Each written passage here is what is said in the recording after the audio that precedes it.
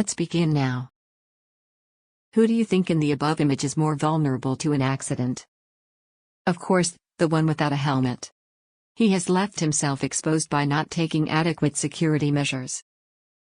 The image in the previous screen defines vulnerability. In computer systems, a vulnerability is a flaw within the system. This flaw leaves it exposed and hence more prone to attacks. One other term that keeps cropping up with vulnerability is called threat. This refers to anything that can cause potential harm to a system. Continuing on previous example, a drunk driver on the road is a major threat to everyone in his/her vicinity. Both vulnerability and threat have the potential to harm a system. However, a vulnerability is something that can be fixed.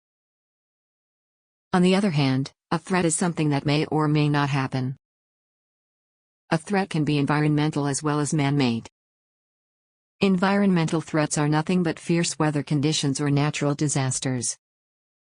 A data center, consisting of huge servers, located on the ground floor of a building is threatened by water flooding caused by heavy rainfall. Man-made threat is damage to a system or organization caused by a person with different motives.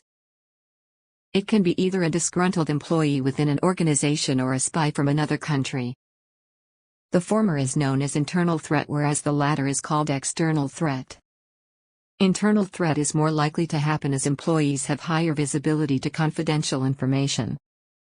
Because of this, each organization employs stringent set of rules and regulations to deter any such threat from its own people. These rules can be simply marking your email as sensitive or non-sensitive. External threat increases if there is no surveillance around. Imagine an outsider walking inside someone's office without proper gate pass in place. Bounding of external threats is important when dealing with man-made threats. Mike and Adam are riding their bicycle. Adam is most vulnerable to an accident here as he's not wearing a helmet. Similarly, a computer system is vulnerable to attack when there are flaws in the system. Along with vulnerability, another term that keeps cropping up is threat. A threat is anything that could potentially harm a computer system. Threats are of two types: environmental and man-made. Environmental threats include natural disasters, such as a computer system catching fire. Man-made threats include a person intentionally damaging a system.